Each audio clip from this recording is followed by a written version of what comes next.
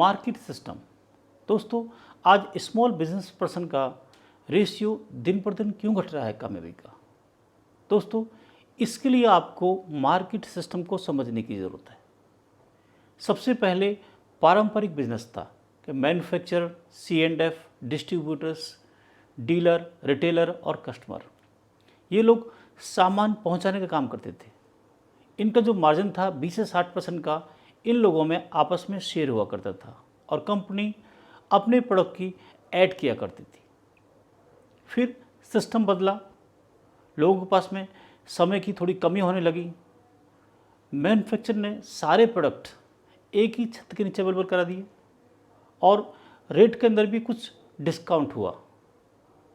उसका नाम दिया कंपनी आउटलेट्स का, जैसे कि एडिडास है, नाइक है, बाटाज है, ऐसे बहुत सारे शोरूम अलग अलग खुलने शुरू हो गए।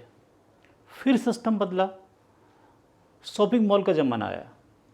एक ही छत के नीचे सभी ब्रांड के प्रोडक्ट्स आपको मिलने लगे, अलग अलग सेक्टर के प्रोडक्ट मिलने लगे। इसमें मैन्युफैक्चरर, शॉपिंग मॉल और कस्टमर्स, इसमें रेट थोड़ा कॉम्पिटिटिव हुआ और कस्टमर को भी थोड़ी सहूलत हुई। दोस्तों, अभी सिस्टम और बदला है। अब ऑनलाइन शॉपिंग का ज़माना है। अभी मैन्युफैक्चरर, ऑनलाइन शॉपिंग और कस्टमर। दोस्तों, अब कस्टमर अपने घर के अंदर बैठ कर के ही वो अपने सामान का ऑर्डर कर सकता है। कस्टमर का ऑर्डर किया गया प्रोडक्ट उसके घर पहुंच जाता है। दोस्तों, इससे कस्टमर को टाइम की सहूलत हुई और डिस्काउंट भी उसको मिलना शुरू हो गया।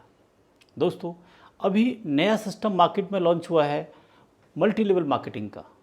इसके अंदर कस्टमर प्रोडक्ट को डिस्काउंट पर परचेज भी कर सकता है और उस प्रोडक्ट को प्रमोट भी कर सकता है दोस्तों, और उसके सारे फ़ायदे वह ले सकता है। दोस्तों, इस मार्केट सिस्टम के अंदर आपको कुछ बातों पर ध्यान देना होगा। पहली स्टेज में जब पारंपरिक बिजनेस था तो मैन्युफैक्चर की बहुत बड़ी डिमांड हुआ करती थी। डिस्ट्रीब्यूशन को सारा पैसा एडवांस में देना पड़ता था और कस्टमर को बेनिफिट नहीं था किसी भी तरीके का। उसे ना तो टाइम का बेनिफिट था, ना ही पैसे का बेनिफिट था।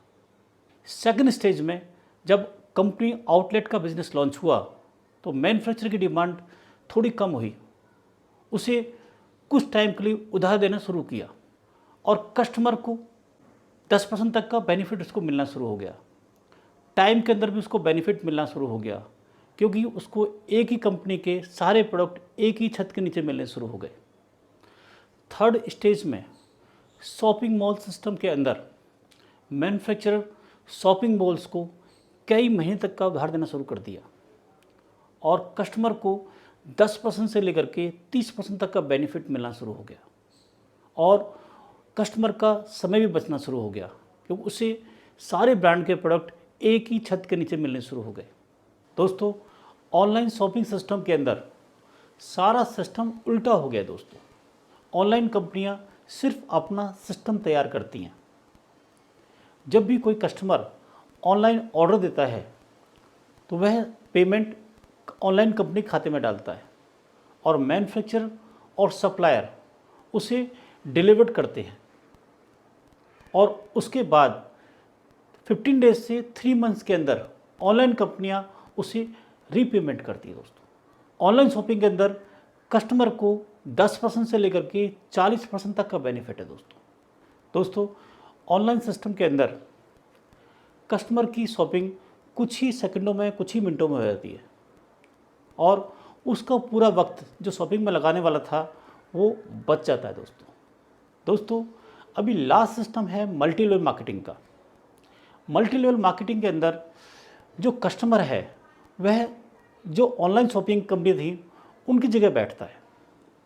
वह कंपनी के प्रोडक्ट को परचेज भी कर सकता है और प्रमोट भी कर सकता है और कंपनी का जो 90% तक का बेनिफिट है वो कस्टमर डायरेक्ट ले सकता है।